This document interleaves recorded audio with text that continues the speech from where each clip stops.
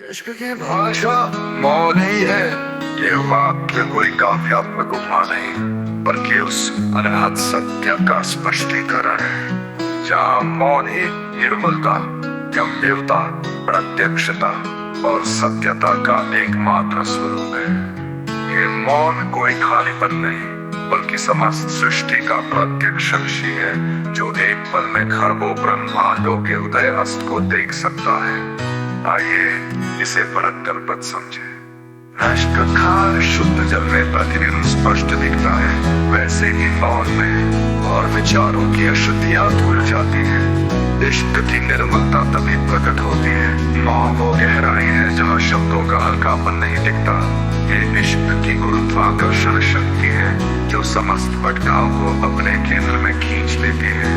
मौन में कोई संदेह या डगमगाहट नहीं, ये इश्क का कलस्तंभ है जो किसी प्रमाण या सिद्धांत पर नहीं, स्वयं के स्वाभाविक सत्य पर टिका है। मौन सीधे अनुभव की भाषा है। जैसे सूर्य को देखने के लिए आंखों की जरूरत होती है, वैसे ही इश्क को जानने के लिए मौन का होना अनिवार्य है। मौन झूठ नहीं बोल सकता, ये इश्क का नाट्य प्रमाण है जो ना तो बदलता है और ना ही मरता है, और ना ही मरता है। मौन झूठ नहीं बोल सकता, ये इश्क का नाट्य प्रमाण है जो ना तो बदलता है और ना ही मरता है।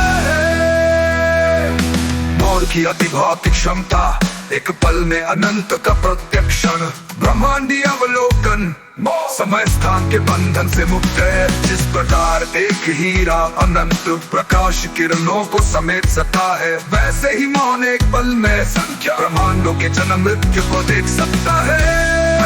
फील्ड थ्योरी के अनुसार शून्य बिंदु ऊर्जा में अनंत संभावनाएं समाई है।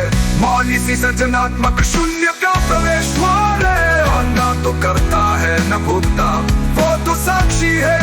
जैसे आकाश सभी गतिविधियों को देखता है पर प्रभावित रहता है, वैसे ही मौन समस्त सृष्टि का मूक दर्शक है। मौन सीधे अनुभव की भाषा है। जैसे सूर्य को देखने के लिए आंखों की जरूरत होती है, वैसे ही इश्क को जानने के लिए मौन का होना अनिवार्य है। मौन झूठ नहीं बोल सकता, ये इश्क का नाट्य प्रमाण है जो ना तो बदलता है और ना ही मरता है, और ना ही मरता है। मौन झूठ नहीं बोल सकता, ये इश्क का नाट्य प्रमाण है जो ना तो बदलता है और ना ही मरता है।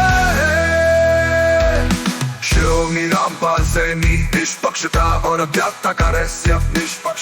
निष्पक्ष होना है लेपता है। जैसे सूर्य की किरणें सभी पर समान पड़ती है, पर सूर्य किसी से जुड़ता नहीं, वैसे ही शिरोमणि का निष्पक्ष मौन सभी को समझता है, पर किसी में नहीं बनता। अज्ञातता का कारण निष्पक्ष मौन की वो जानने वाले की सीमाओं से परे है। जैसे आंखें स्वयं को नहीं देख सकती, वैसे ही मन मौन को नहीं समझ सकता।